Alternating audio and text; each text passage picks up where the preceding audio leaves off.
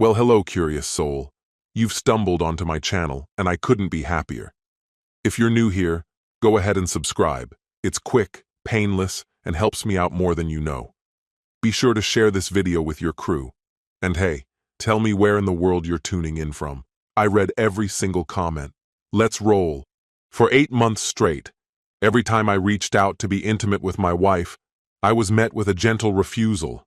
Each rejection came with some variation of the same reassurance. It wasn't me.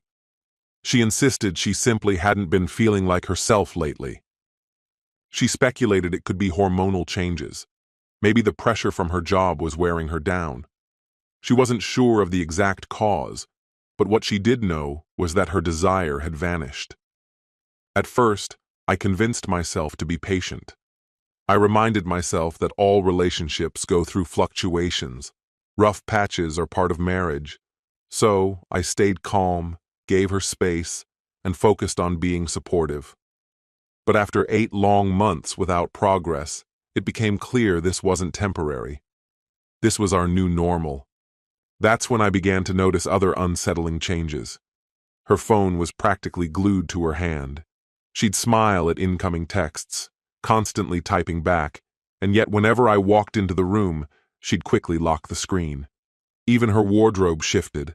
She started dressing more boldly, spending extra time on her appearance, and lingering in front of the mirror like she was preparing for someone else. Strange behavior for someone who supposedly had no interest in intimacy. The real turning point came at a backyard barbecue with friends. While standing near the grill, one of them casually mentioned spotting her at a downtown bar the previous Friday. He said she was anything but distant, laughing freely, leaning in close to some man, even touching him in a way that didn't seem platonic. The worst part? That was the same night she told me she was spending a quiet evening at her sister's place. That's when everything clicked. Her lack of desire wasn't a void. It was simply directed somewhere else, and I was no longer part of it. I kept my silence that night. No accusations, no raised voice. Instead, I began to observe. I tracked every lie, every inconsistency, every excuse that didn't match up. I documented it all. Her obsession with her phone deepened. Her schedule became rigid and opaque. Everything about her turned guarded. A week later, I suggested we go out for a nice dinner, just the two of us. Maybe it could help us reconnect. Her answer was immediate, almost rehearsed. She wasn't in the mood for that. She brushed it off without hesitation, suggesting we just stay home and watch a movie instead. Yet only hours later, I watched her spend nearly 2 hours getting ready for a night out with friends. Short dress, high heels, full makeup. For someone claiming she felt no spark, she didn't look the part. I started testing her. I'd mentioned new restaurants or events, but she always declined. When her friends invited her to those same places, however, she suddenly jumped at the chance. The pattern became undeniable. The breaking point arrived when I found a receipt tucked into her purse from a hotel bar downtown. It was dated the same night she told me she was too tired after working late. The timestamp showed she stayed out past midnight. That evening, lying silently beside her, I made up my mind. If she wanted to play games, I'd play smarter. I refused to be the clueless husband any longer while she carried on unchecked. I saw 2 choices: keep swallowing her lies or expose the truth for what it was. The version of me who would have sat down for another heartfelt talk, clung to her excuses, and tried to salvage what she was actively destroying. He was gone. If she no longer wanted the man she married, then maybe it was time she didn't have him at all. By morning, I had a plan. I wouldn't confront her empty-handed. I wanted proof that couldn't be denied. Once I had it, she would understand what it meant to betray someone unwilling to be deceived any further. She didn't see it coming. She never imagined that her betrayal would carry consequences, or that I would no longer tolerate her disrespect. That Monday, I made 3 decisive calls, first to a private investigator, then to a divorce attorney, and finally to my bank. Hiring the investigator was easier than I anticipated. I combed through reviews, checked credentials, and chose one who specialized in infidelity cases. We met in his office, where I laid out everything: the lies, the secrecy, the hotel bar receipt. He listened carefully, without judgment, and then stated it plainly. "People who cheat think they're clever," he said, "but they almost always fall into predictable routines. If she's hiding her intimacy and lying about her time, chances are there's far more she's not telling you." I agreed to his terms on the spot. His instructions were straightforward: shadow her, record everything, and gather undeniable evidence of what she was doing when she claimed to be uninterested. My meeting with the attorney was equally sobering. He explained how the law viewed proof, how I could secure my assets, and what steps I needed to take to protect myself.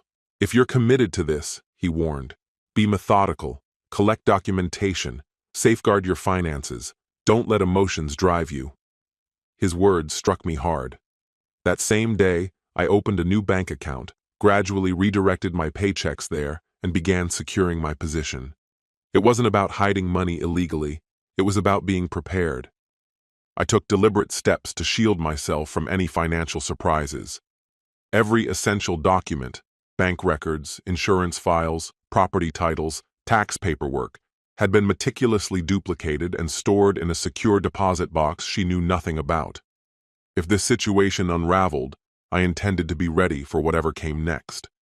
Just 3 days after I hired the private investigator, he got back to me.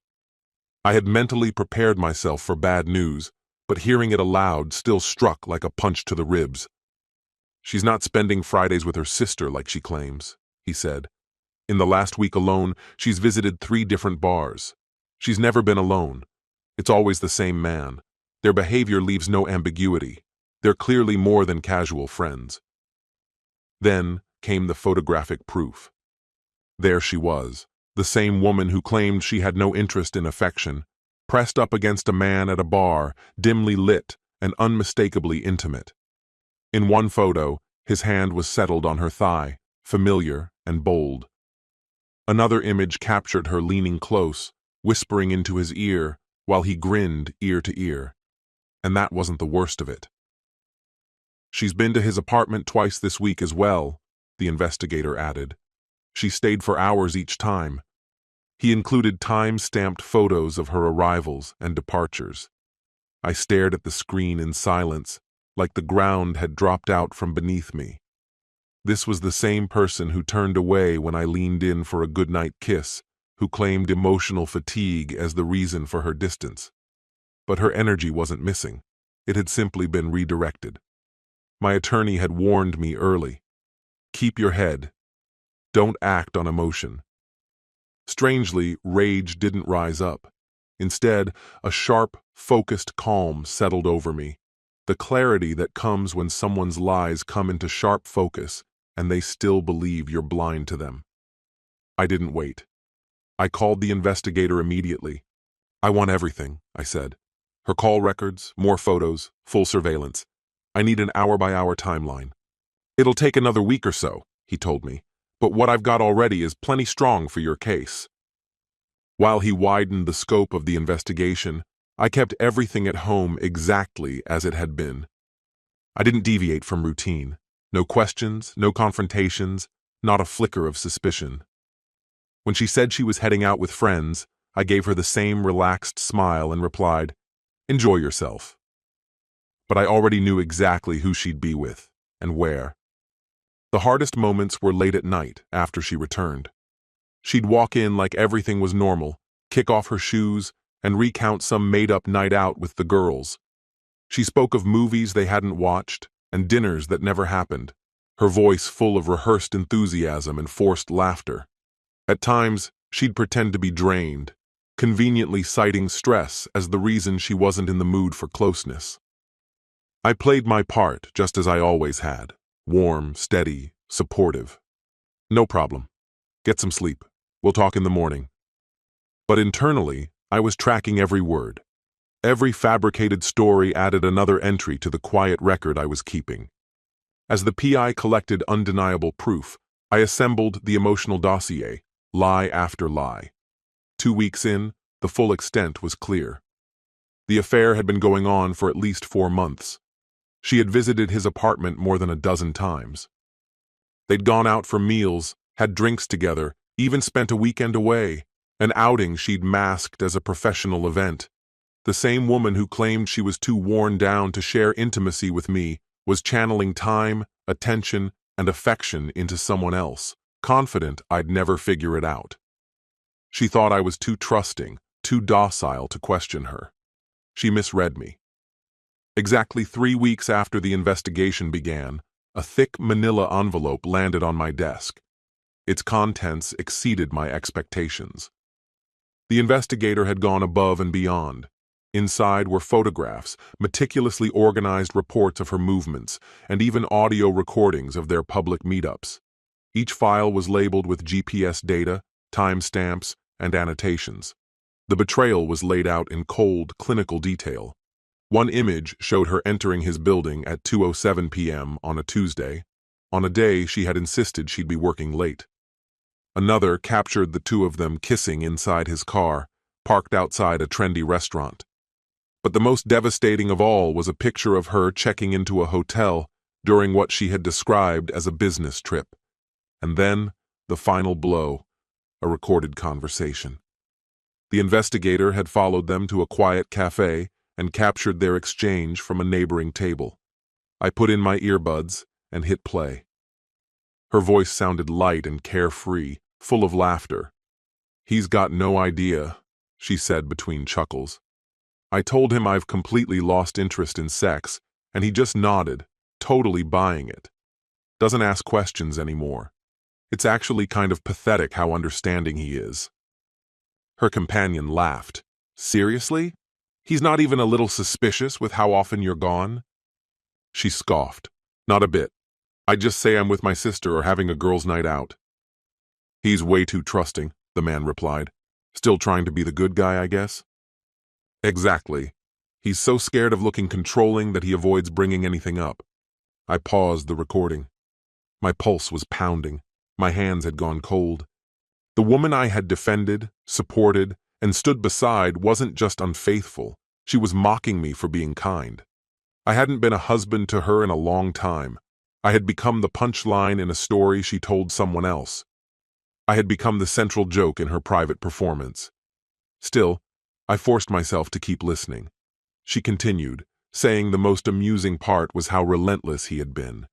He kept scheduling romantic dinners, setting up candle-lit dates, and every time she'd casually wave him off with a dismissive, "I'm not in the mood." He'd look defeated, yet never argued.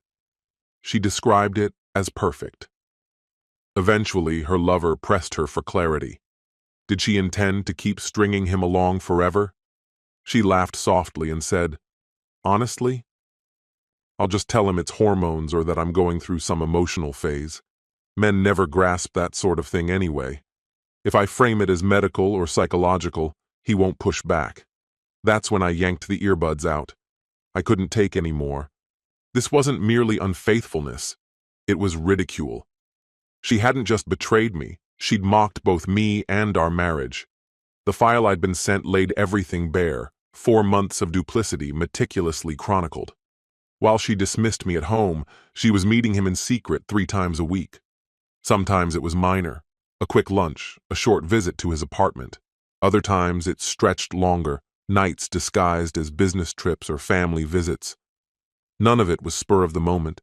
It was all intentional, carefully orchestrated deceit. This wasn't simple infidelity. It was a deliberate web of lies. She hadn't merely broken our vows. She'd built an entire illusion that cast me as the unreasonable one for wanting intimacy with my own wife. I spread the photographs across my desk, one after another, each one a piece of truth I could no longer deny. Staring back at me was confirmation I couldn't dispute.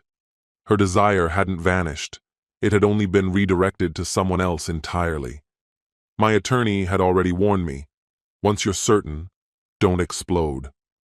Pause. Breathe. Think it through. Move deliberately. I clung to those words.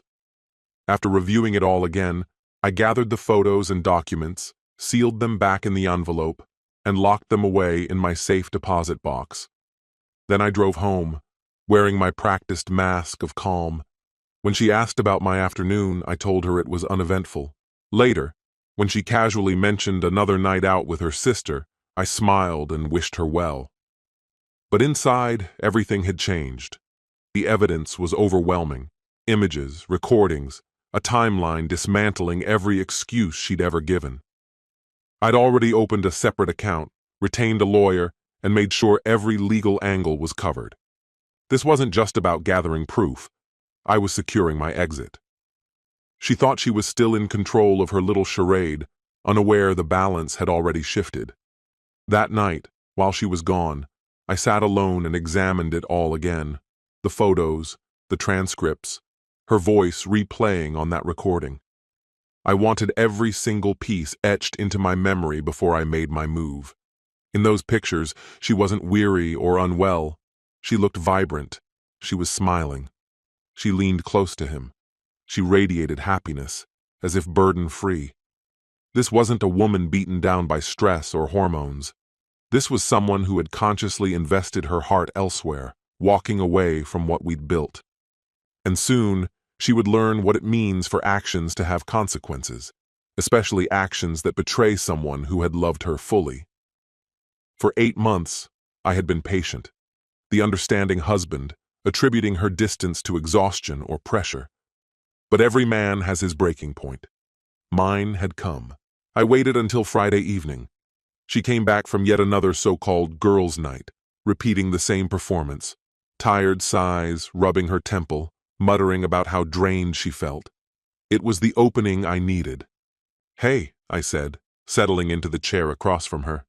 "Can we talk for a bit? I've been reflecting on us." She looked up from her phone, probably bracing for another awkward plea about our lack of closeness. "Sure," she answered casually. "What's on your mind?" she asked. I lifted the folder I had prepared earlier. "Well," I said steadily, "I've been worried about how disconnected we've become. 8 months is a long time to go without intimacy." Her face softened, as though she expected me to suggest counseling or ask if she'd seen a doctor. "That's really thoughtful of you," she said quietly. I nodded, opened the folder, and continued.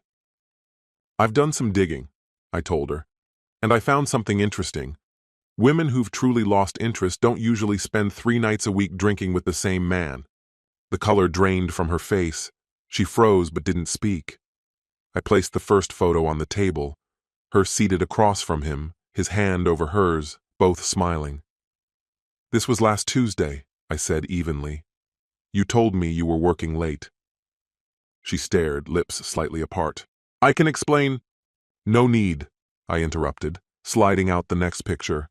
This one showed them kissing in his car. "Wednesday night," I added. "You told me you were with your sister." One after another, I placed the photos before her like exhibits in a courtroom.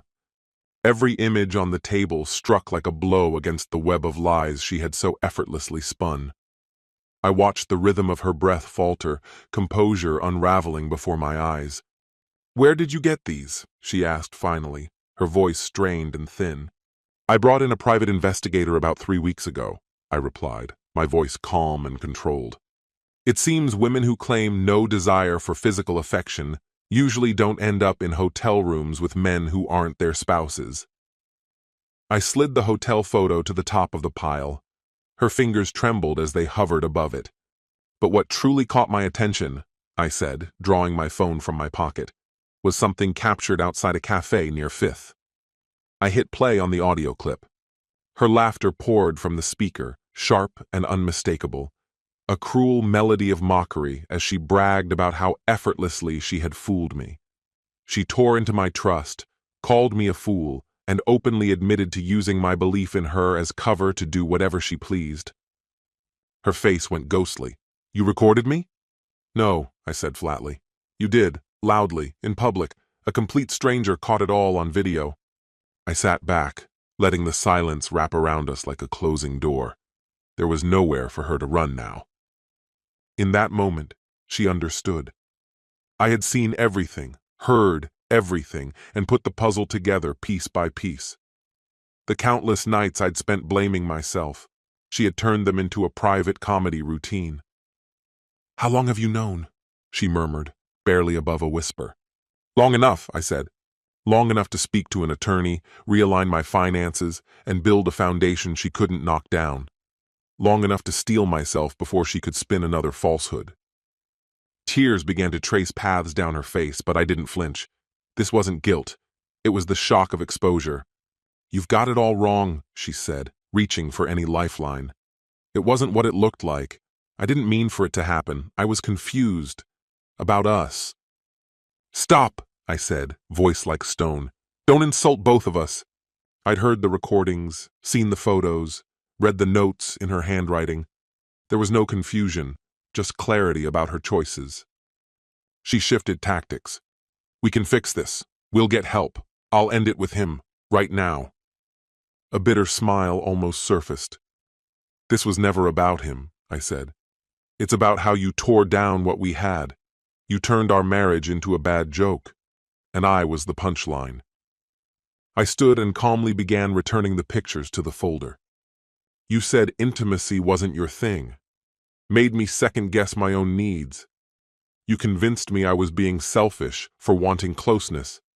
You twisted my patience and trust into tools to mask your double life." "Please," she whispered, reaching out with trembling hands. "I know I messed up. I can fix this." I stepped away, untouched, unmoved. This wasn't some accidental lapse. It was a series of deliberate acts. Every lie you told, every excuse you gave, all intentional. Every time you turned away from me and went to him, that was your choice. Every time you laughed at my expense, that was your truth. Not a slip-up, a betrayal. Now she was breaking apart, sobs racking her body. But I felt nothing. The woman before me was a stranger. The person I once shared everything with could never have done this. "What do we do now?" she asked, voice cracking under the weight of reality. "Now," I said coolly, "you learn what life looks like without a husband. You wanted the thrill of a secret relationship while still enjoying the loyalty of a man who paid the bills, kept quiet, and never demanded answers. That version of your life is over." I turned toward the door, then paused. "My attorney says I've got more than enough for a clean break. The divorce paperwork is ready, the money's already moved, and since your other half has been enjoying the benefits that came with me, maybe he can start footing the bills." "You can't just walk out," she snapped, rising from her chair. "This is our home."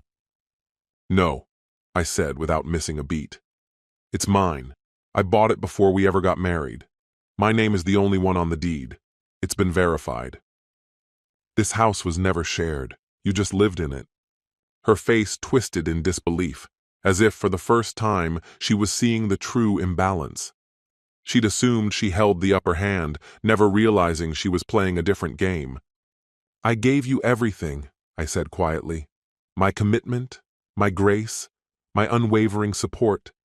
And all the while, you made me feel like I was the one asking too much." I reached for the handle. "But your greatest miscalculation?" I said, turning back one last time. "You thought I wouldn't see it, that I was too soft, too blind, too trusting to ever put the pieces together, but I'm not the fool you took me for. You can fool a lot of people, but I'm not one of them." But I didn't leave. Instead, I sank back into my chair and watched her come apart at the seams. The woman who once managed her secret life with such precision was now nothing more than a shaking, desperate wreck. "Please wait," she pleaded, reaching for a sense of control she no longer possessed. "Just let me explain. I'll end it. I'll block him. I swear. I'll never speak to him again." I looked at her the way you might watch a late-night commercial selling junk nobody needs. Detached, unimpressed. "You actually believe he's the problem here?" My words were flat, sharp-edged. "You honestly think that cutting him off somehow erases everything you've done?" She bobbed her head frantically, clinging to whatever shred of hope she could. "Yes, I wasn't thinking clearly. It didn't mean anything. I just made a stupid mistake." "Didn't mean anything?" I interrupted, my voice slicing through the room. 4 months of sneaking off to hotel rooms, lying to my face, laughing about me behind my back. That's nothing? And what about every night you came home afterward, smiled like everything was fine, and pretended none of it happened? Was that meaningless too? Her face crumpled. I didn't mean the things I said to him. I just wanted to sound cool. So let me get this straight, I said slowly. You lied to him about how you felt about lying to me? That's your defense? She began pacing, her voice trembling, grasping for any chance of redemption. Tell me what you want me to do. Anything. Just tell me how to fix this. You can't, I replied coldly. This isn't something you patch up. It's the consequence of every choice you made. I pulled out my phone, opened my banking app, and turned the screen toward her. See this? That's my new account. From now on, my paychecks go there. The joint account only has enough to cover your expenses for the next month. Her eyes widened. You can't be serious. I need access to our money. Our money? I arched an eyebrow. I've been the only one earning it while you were otherwise engaged. Why would I keep funding a life I've been locked out of? She dropped onto the couch like she'd been struck. This is insane. You're throwing everything away over one mistake. A mistake? I nearly laughed. Forgetting an anniversary is a mistake. Sending the wrong text is a mistake. What you did was intentional. You didn't stumble into this. You built it one decision at a time. I moved toward the window, stared out for a moment, then faced her again. You know what's sad? If you'd just told me you were unhappy, we could have dealt with it, or walked away cleanly. Instead, you lied. You turned me into the problem without ever saying the words. I never said that, she whispered. You didn't have to, I shot back. Every time you pulled away, every time you told me you weren't in the mood, you made me feel like wanting my wife was something to be ashamed of. You chipped away at me, and you didn't even see it. Silence settled heavy in the room. For the first time, it seemed to hit her what she'd done. How long have you been planning this? She asked quietly. Planning what? I said. The new account, the background checks, the divorce papers. She didn't need to answer. I started the day I realized something was wrong, I told her. Here's the difference between us. I faced it. You ran. You buried yourself in someone else. I wanted the truth. You wanted an escape. Her phone buzzed on the table. She glanced at it, then flipped it over, face down. Too late. I'd already seen the name. Let me guess, I said, narrowing my eyes. He's wondering why you've gone quiet tonight. She didn't answer. She didn't need to. Here's how this works, I continued, settling into my chair with the calm of someone who'd already moved past the fight. My lawyer files on Monday. The case is airtight. The evidence is undeniable. You leave with what you brought in. Everything else stays with me. Her voice wavered. Where am I supposed to go? I didn't hesitate. Why not ask your boyfriend? He's had all the perks for months. Time for him to step up. Her face went pale, almost hollow. You don't understand, she whispered. It was never serious. We didn't even talk about real things. So let me get this straight, I said coldly. The man you've been with 3 nights a week for 4 months, the one you've been sleeping with while shutting me out, you're telling me you never once had an actual conversation with him? She stared at the floor, her voice barely audible. It was just fun. I didn't think it would get complicated. Well, I folded my arms. It's complicated now. You don't get to keep a husband for security and a boyfriend for thrills. That's not how this works. At some point, you have to act. I turned toward the staircase. I'm going to pack a bag and get a hotel for the night, I said calmly. Use this time to think seriously about where this road leads, because by Monday, everything changes. Her voice cracked as she called after me. Please don't go. I love you. I made a horrible mistake, but I love you. I stopped midway up the stairs and glanced back at her. No, I replied, each word measured. What you loved was the life I gave you, the stability, the security. You loved the safety of having someone to clean up the mess while you pursued your illusions. But you didn't love me. I went on. If you had truly loved me, you wouldn't have spent months quietly tearing me down while offering your best self to someone else. The same parts of you told me were gone. I turned away and continued climbing. Her voice followed me from below. What if I can prove I've changed? What if I pick you now? I opened the closet and began packing methodically, not responding right away. You already made your choice, I said finally. With every lie, every disappearance, every time you came back pretending nothing had happened, that was your decision. And now, you get to live with what that decision cost. I, on the other hand, am done. By 9 a.m. Monday, I was seated in front of my attorney. By 10 o'clock, the divorce petition had been filed. By noon, she was served at her workplace. My investigator had suggested serving her publicly. Bold, maybe, but entirely appropriate. She had always wanted drama. Now she got her scene. Front and center. That day, she called 17 times. I let each ring go unanswered. Over the following weeks, the performance unraveled. Once she realized there was no way back, the remorse disappeared. In its place stood someone bitter and entitled and furious. She hired a lawyer and demanded half of everything, even the house she had never helped pay for. But her legal counsel wasn't naive. Once he examined the evidence, the affair, the finances, it was obvious she had no case. Courts don't take kindly to infidelity supported by documentation, especially when it's accompanied by emotional abuse and manipulation.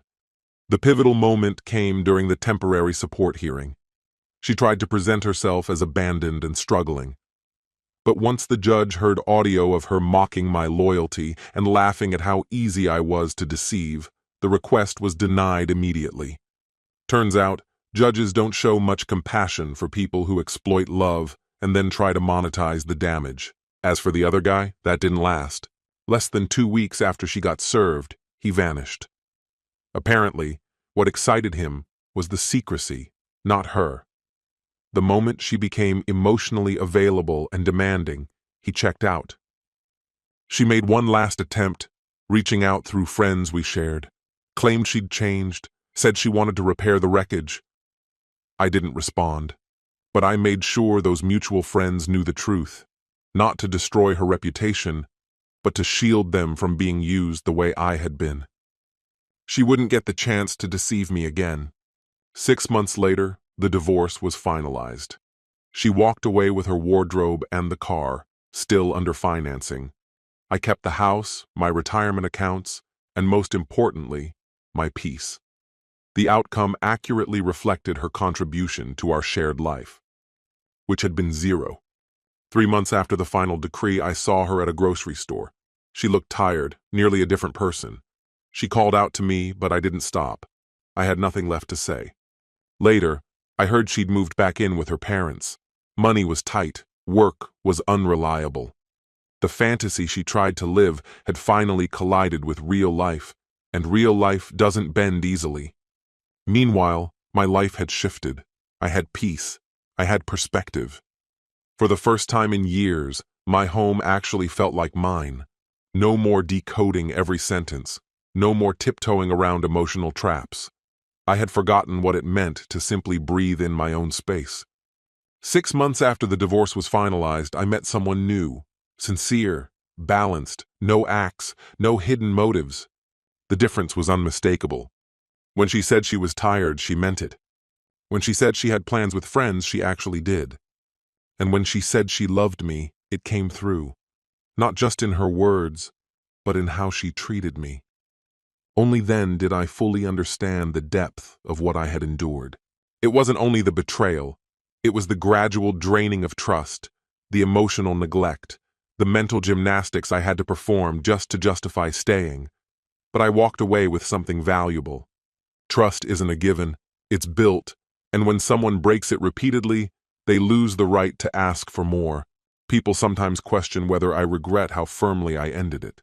Whether I was too harsh, too final, too unwilling to forgive. My answer has never changed. I gave her 8 months of chances. 8 months of swallowing lies, defending her in my own mind, waiting for honesty that never came.